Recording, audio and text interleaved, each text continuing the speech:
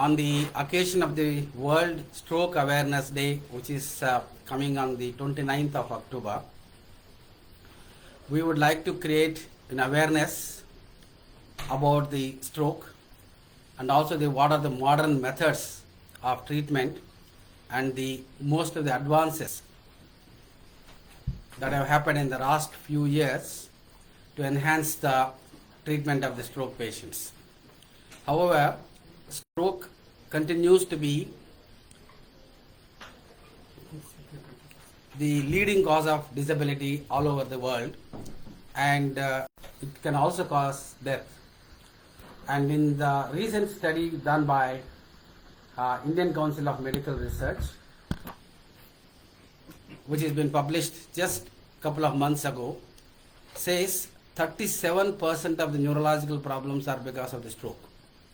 So the Brains Hospital, therefore, is introducing a concept called Brain Attack, and we also set up a complete state-of-the-art system and infrastructure, technology, professionals, process, and various other methods to ensure that every stroke patient is diagnosed instantly, treated immediately, and provide a comprehensive care starting from awareness to early diagnosis, critical care treatment, long-term treatment, identification of the risk factors, rehabilitation, and also reducing the disability, and most importantly preventing one more stroke again in their lifetime. So this has got several challenges, and we have put the entire process together, and before we talk about that, we would like to go through a webinar today where we have the stroke team consisting of Dr. E.V. Joshi, is a very senior consultant neurophysician.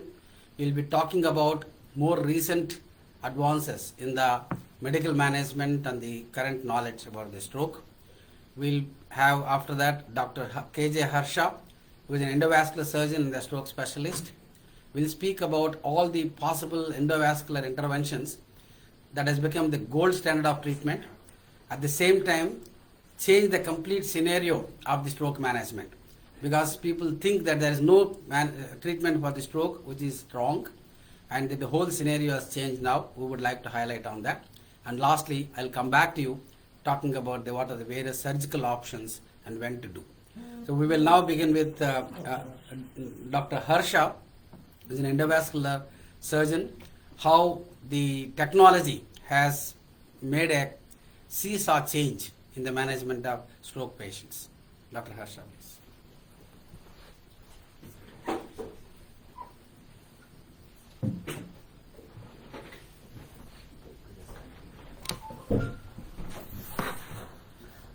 Good afternoon, everyone.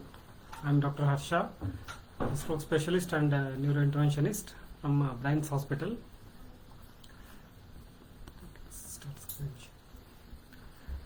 Let me go through the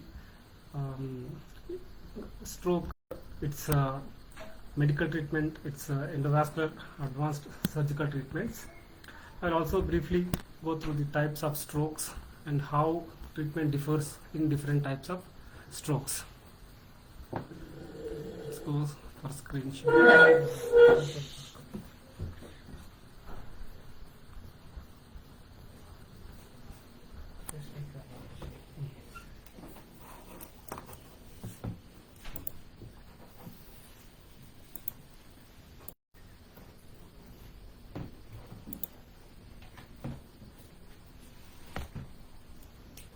Can we share?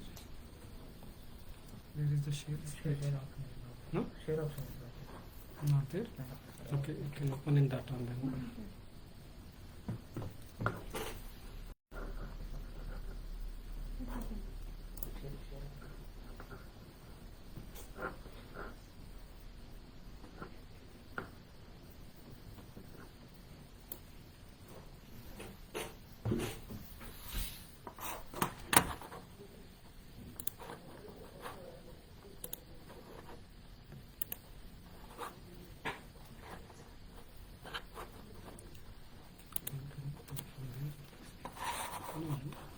they're not able to see. Only I will be speaking. No, better you put this camera that side, no.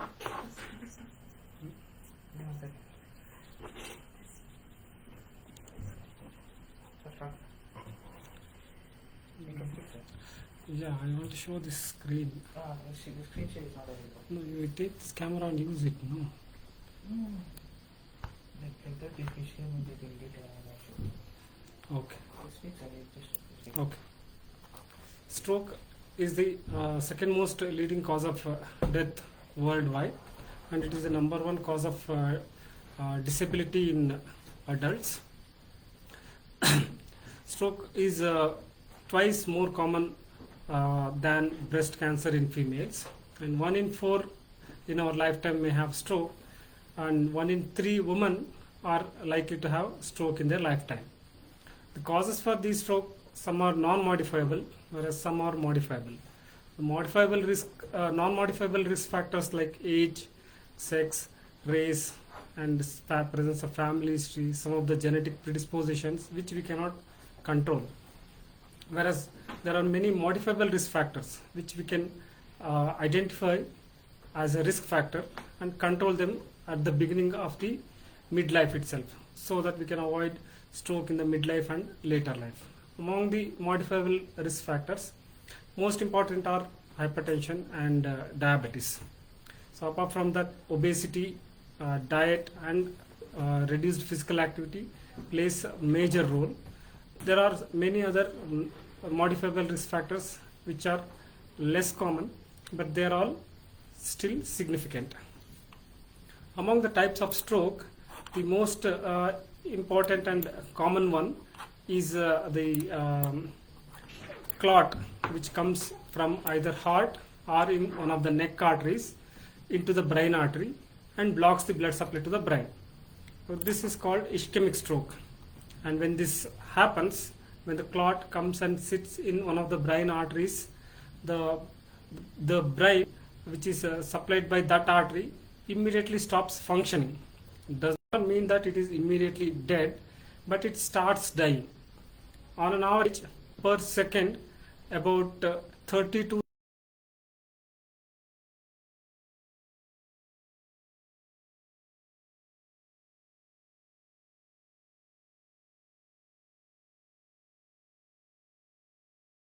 on an average 200 meter of brain connections get disconnected, and the moment clot stops the blood supply to the brain starts dying, but it takes few minutes to hours for the complete death. So there is a golden window opportunity between the clot causing the block of the blocking the blood supply to the brain and the brain death. So this window period we call as golden hour. So this window period will give us an opportunity to dissolve this clot or take out this clot by any of the methods. This is the most common type of stroke.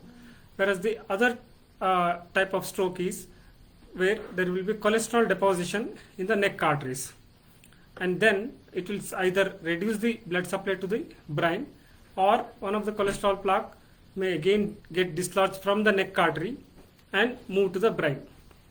So the other type is a balloon-like bulging of one of the brain arteries, which suddenly ruptures, causing causing brain hemorrhage.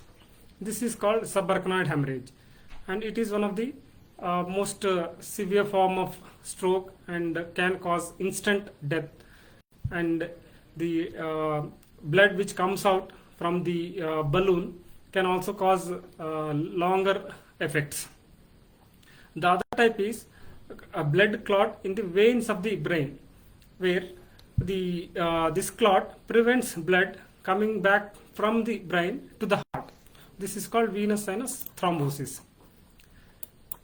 Unlike a heart attack, where the most of the heart attacks are because of the cholesterol deposition in the heart blood pipes, most of the ischemic strokes in brain are because of the clot.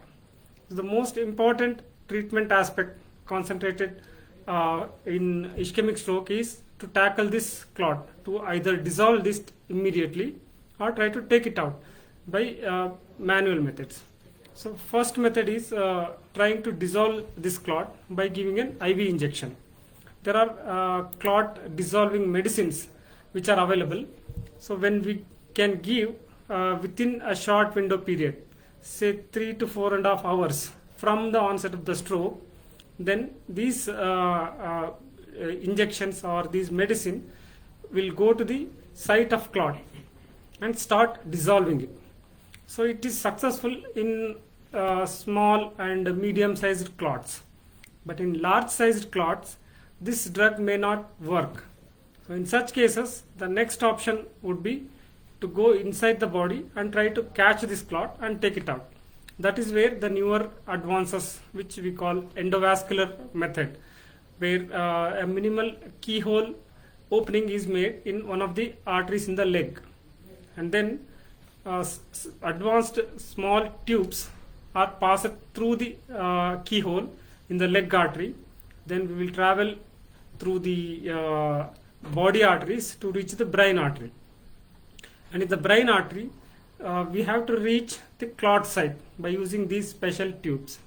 And once we reach the clot site, from then onwards we have to either catch it and then take it out, or we have to aspirate it. So these are the two methods available.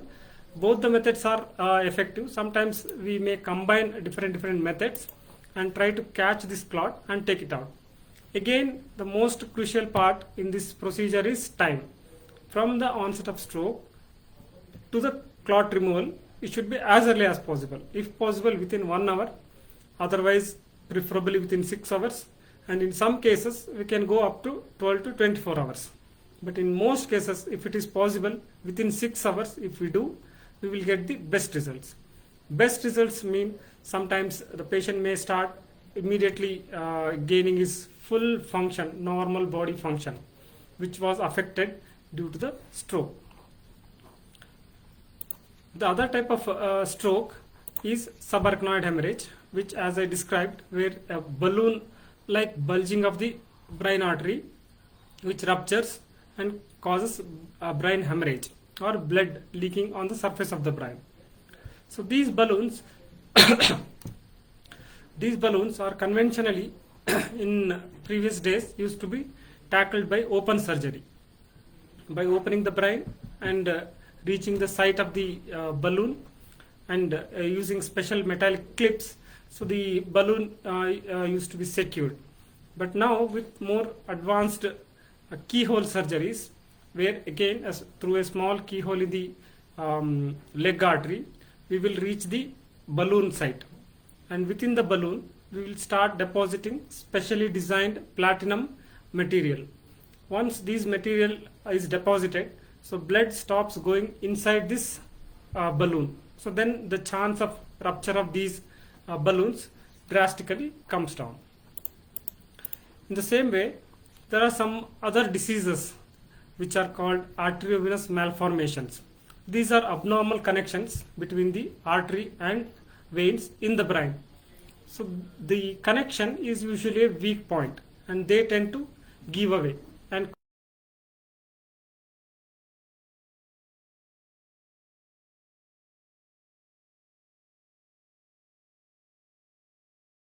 treatable causes are arteriovenous malformations. So in these conditions, again, the traditional operation was opening the skull and trying to explore this abnormal connection, try to cut on either side of the connection and take out the abnormal bunch of blood pipes. Whereas advanced endovascular techniques, wherein we can use again the small tubes through a small keyhole in the leg, we can reach the brain artery and we can reach the point of abnormal connection and inject special injections from which we can block these abnormal connections. Basically, the advanced treatment includes closing the abnormal connections or opening the abnormal blocks. And sometimes the cholesterol which gets deposited in the neck arteries, which causes reduced blood supply to the brain. So these blocks need to be opened either on elective basis or on urgent basis. If the cholesterol deposit is already causing a stroke, so then we tend to do within 2 weeks as an urgent basis and try to open it by using balloon angioplasty or stenting, which is similar to the balloon angioplasty and stenting used by the cardiologist for heart diseases.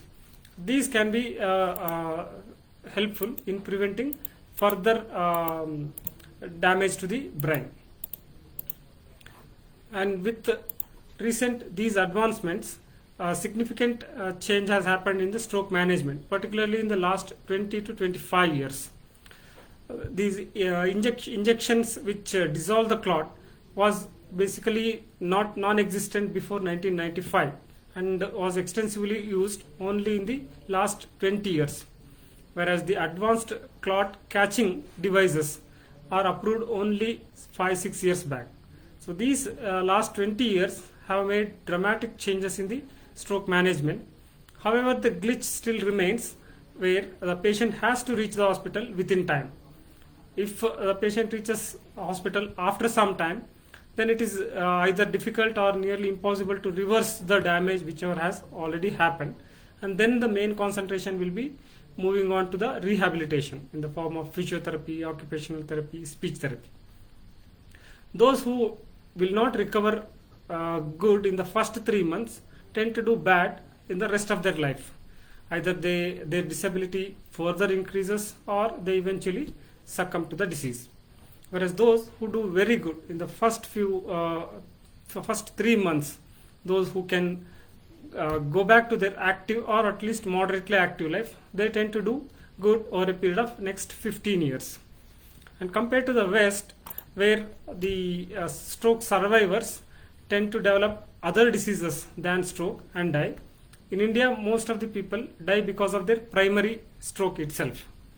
And even in stroke patients who already have one stroke, they tend to have recurrent strokes. Up to 25% will have recurrent stroke in 5 years, and up to 50% will have recurrent stroke in 10 years. So even if there is one stroke, it's very important to evaluate properly and control all the identifiable, modifiable risk factors so that the another stroke is avoided. So the stroke is very common, as Dr. Venkatramana has told, as well as I have just now told that it is very common. 25% of the population are at risk of having a stroke, particularly more in women. This is one of the common cause of death. In fact, it is the second leading cause of death across the developed and developing countries. And the diagnosis is relatively easy, identifying the fast symptoms, that is facial deviation, arm weakness, or speech difficulty, which occurs usually suddenly. And with these fast symptoms, if the diagnosis can be made, then there should not be any delay in shifting to the nearest stroke ready hospital.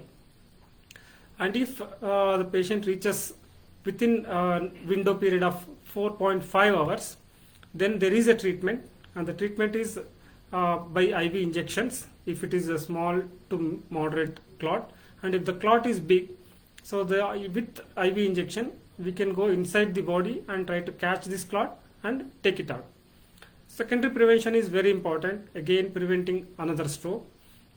And the future is primary prevention. If possible, try to completely avoid this stroke, and fortunately 80% of the strokes are either preventable or we can delay by several decades. So this is how I conclude. Stroke is very common. Stroke is a neglected disease. Stroke is very common cause of death. It's a common cause of disability, and it is more importantly treatable. But the glitch is time. Time is brain. The patient has to reach within a short period to the hospital, especially a stroke ready hospital. And we are proud to say that Brian's Hospital is one of the stroke ready hospital. Thank you. Now Dr. Joshi will give more insights about stroke in young.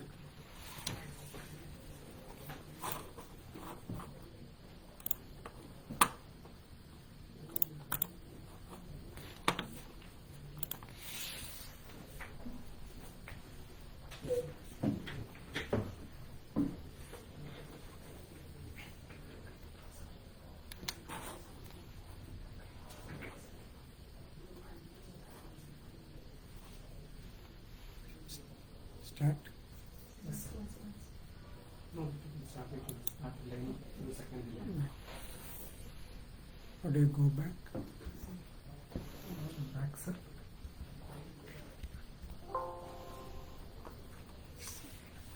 Scroll. Scroll down. This one. Up and down. Down. Yes, right. Yes.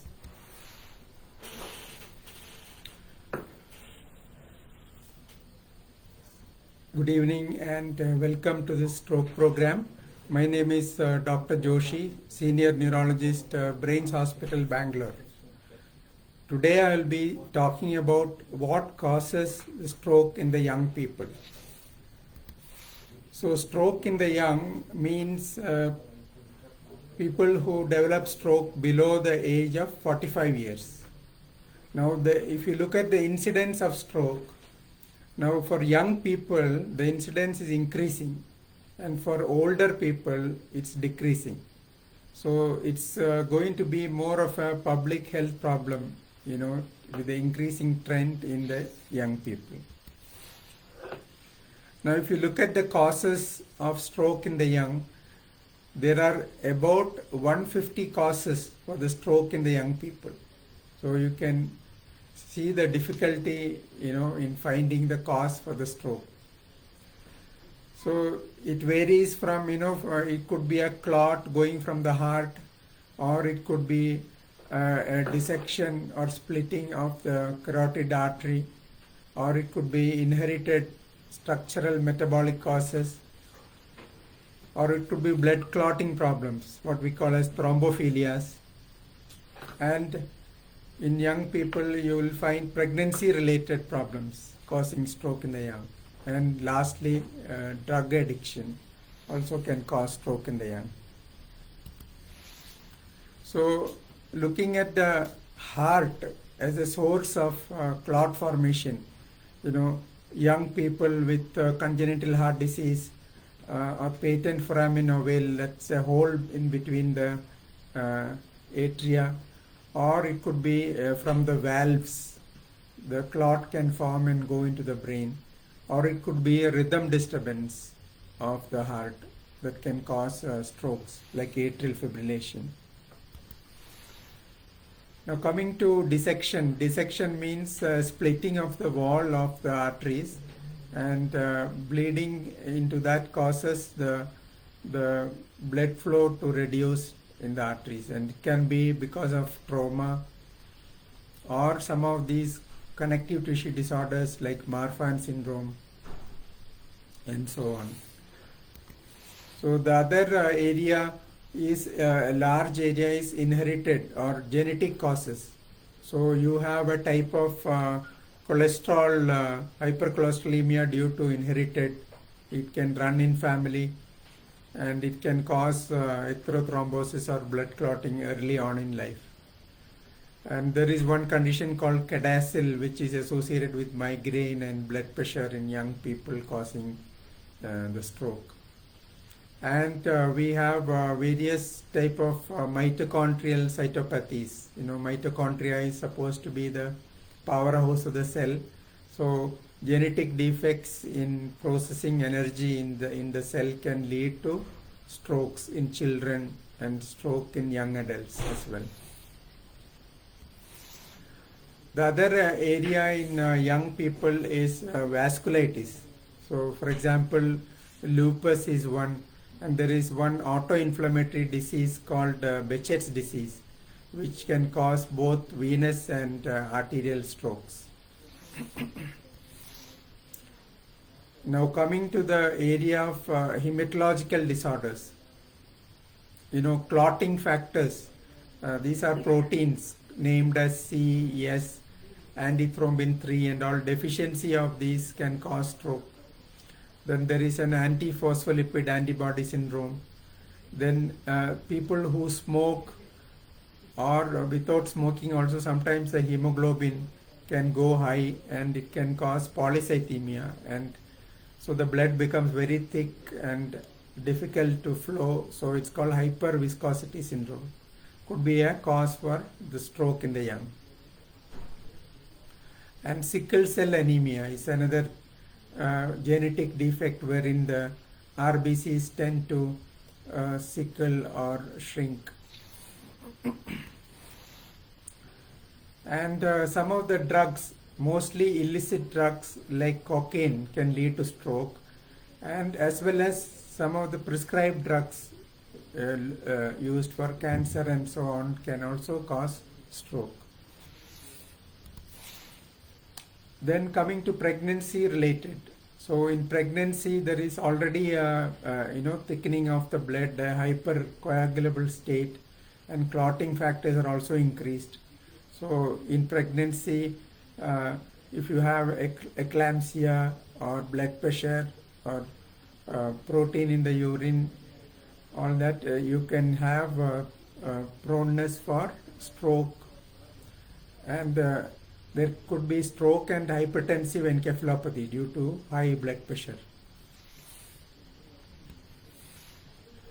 And so lastly, I will talk about a story about a young person who came with a stroke to our hospital, and we tried to search for the cause, and finally we found a genetic cause in the clotting factor. So that is called factor V Leiden mutation. And in the first year of my practice at Brains Hospital, we found 3 such cases, which is an extremely rare condition in South India.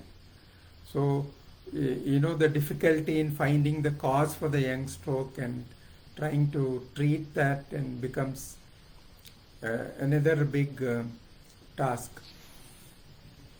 And the second case I would like to talk about is a 32-year-old lady who came to us with Takayasu arthritis, or what is called as pulseless disease, wherein the arteries get blocked at the origin from the aorta. So this lady was in the hospital and she developed a stroke in the hospital, and the MCA system was blocked, and Dr. Harsha could immediately go in and remove the clot using high-tech catheters and things like that, and so she was saved from paralysis and the stroke. So thank you for listening. Dr. Venkatramana will conclude.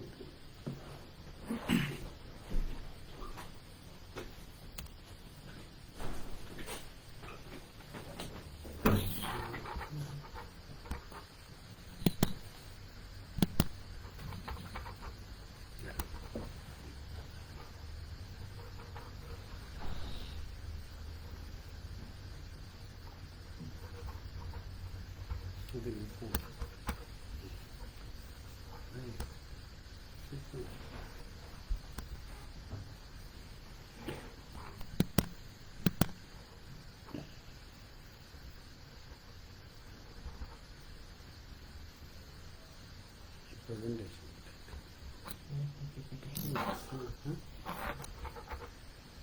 PPT is not.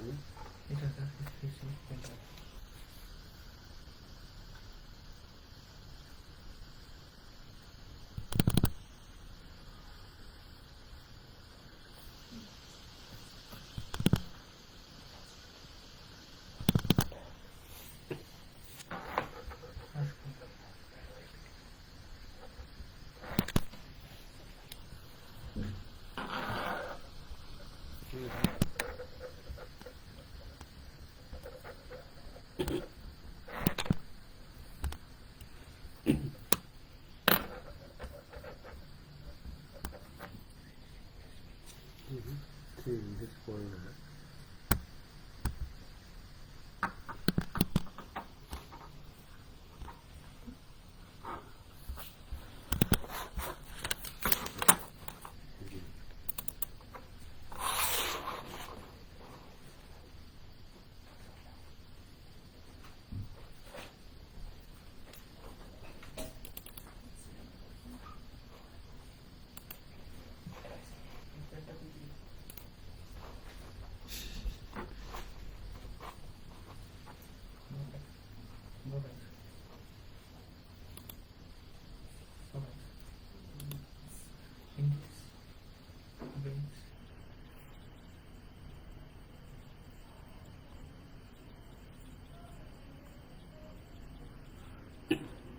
speaking, sir. Yeah.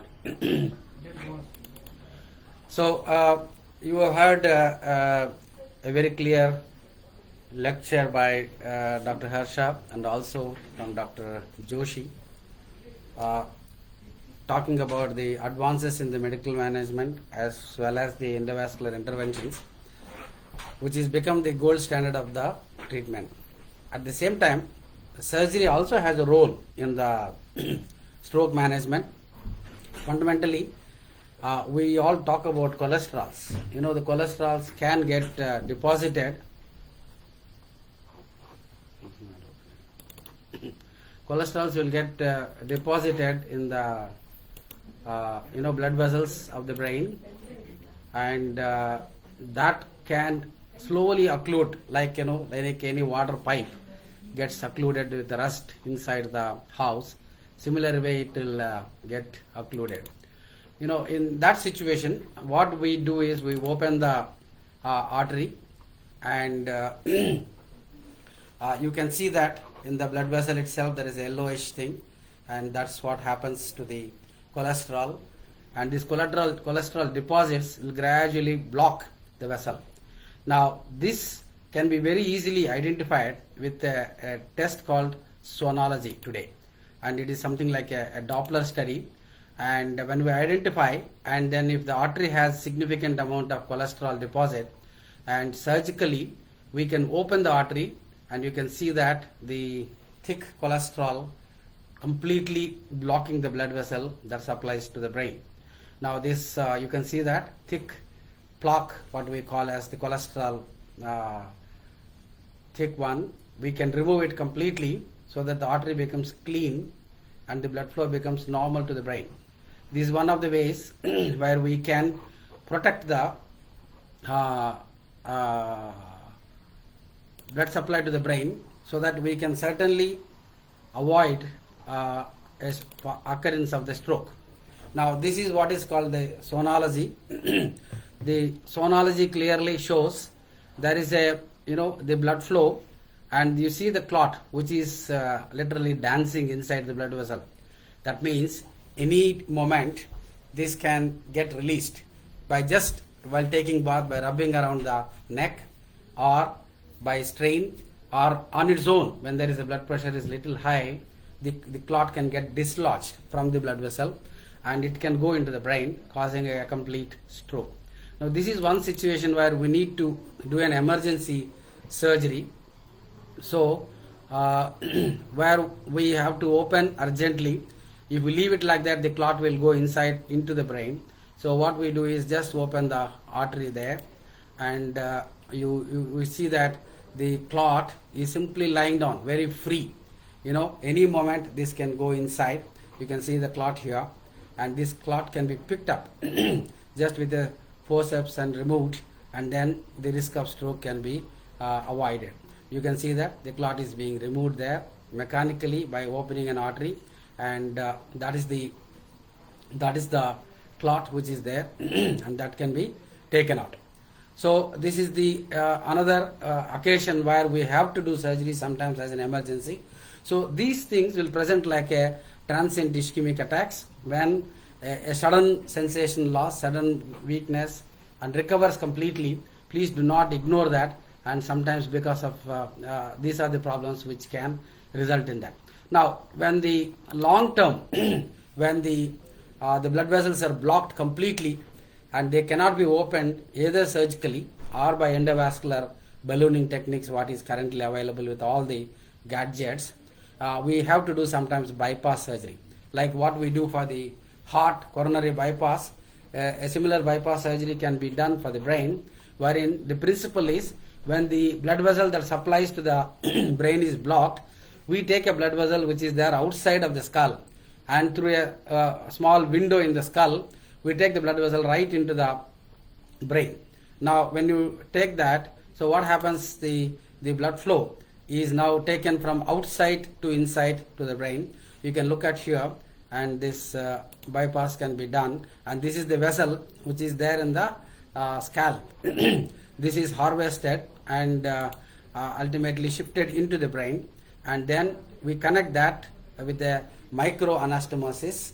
We connect that outside blood vessel into the brain blood vessel. So the blood keeps flowing from outside to inside. So this is the young, particularly when a stroke occurs in a very young people, and they need to be managed for the long years of life, and the artery is already totally occluded, and only medical management may not be enough. So this is the situation where we do a bypass. The another situation is what is called moya-moya disease. In young children, what happens, the base of the blood vessels will get blocked repeatedly, and all the blood vessels under the surface of the brain will keep getting blocked, eventually causing multiple strokes. Now, in spite of the medical management, for unknown reasons, the disease progresses and all the blood vessels will keep getting blocked at a periodic intervals. And this is another ideal surgery in those children where we can do a bypass much before the blood vessels will get blocked, so that by the time those major blood vessels start getting blocked, this will come as a rescue and maintain the blood flow from outside to inside, so that we can prevent a stroke in the children as well as the permanent disability. So this is the common things what we talk about, and the other common reason why we have to operate is the reducing the pressure of the head.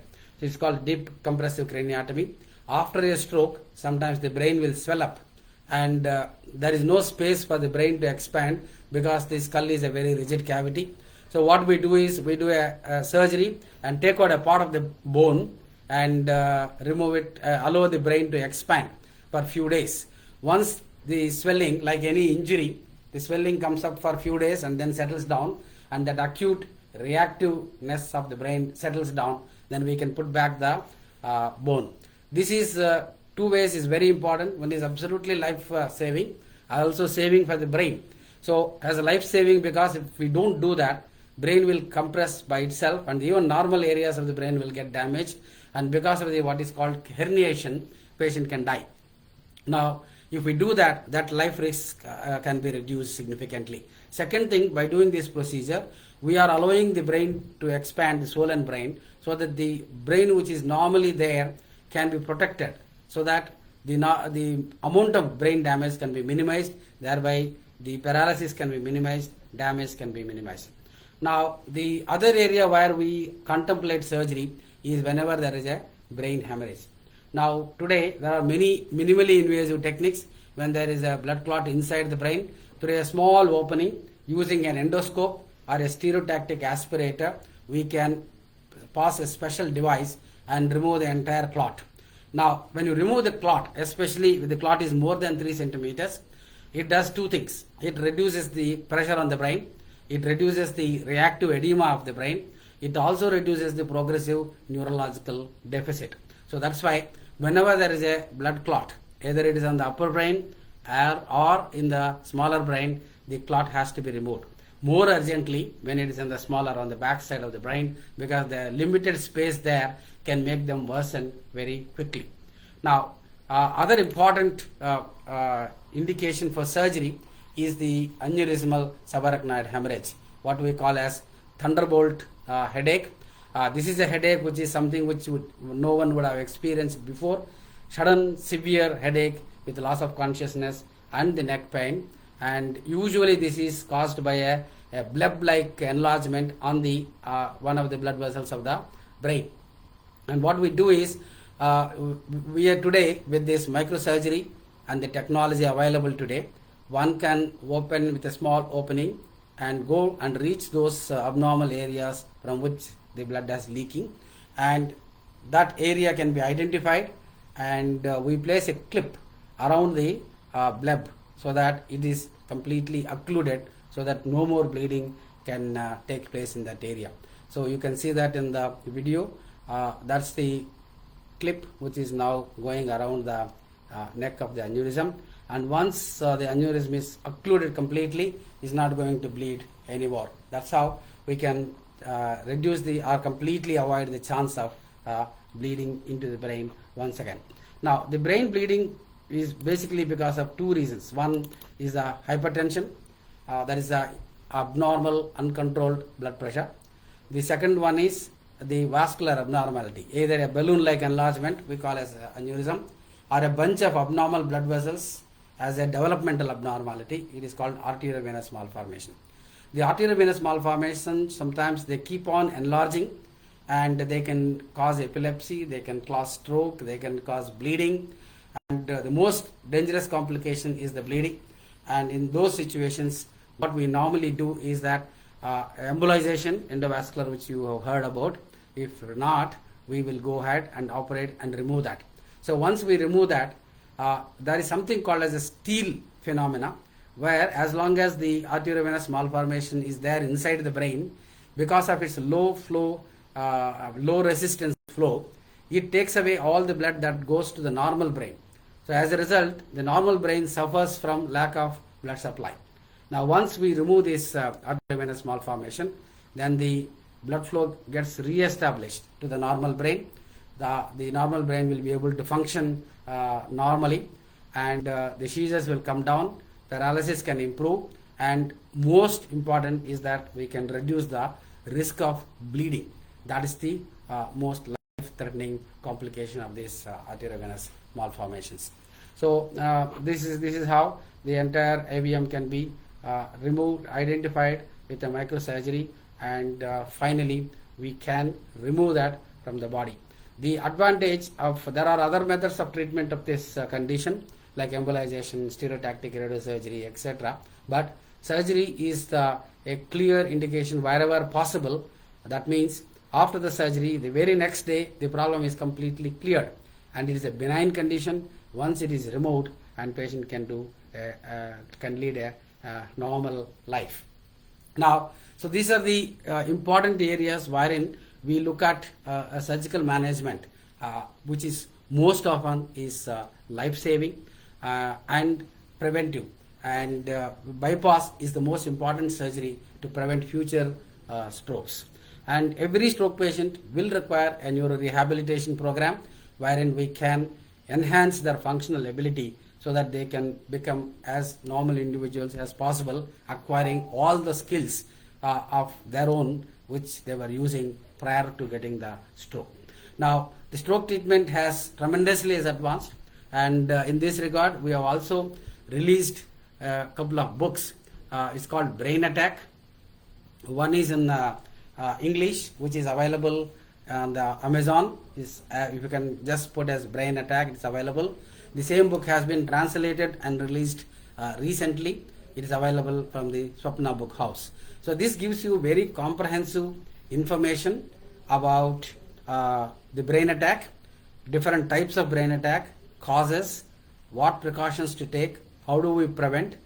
Unfortunately, if any type of brain attack happens, what to do immediately, what is the long-term goal of management, and how do we monitor them, and what are the current available treatments, how best you can utilize them, and most important, everyone thinks that once brain attack happens is once in a lifetime. It's not true, because the blood vessels are all injured and damaged at rest of the brain as well. So a second brain attack can happen, either ischemic, blood clot, or a hemorrhage or bleeding can happen anytime in their life. So its most important goal is to see that not only we promote their brain recovery and reduce their disability, but also ensure that a similar brain attack will not occur in their lifetime once again. Thank you very much.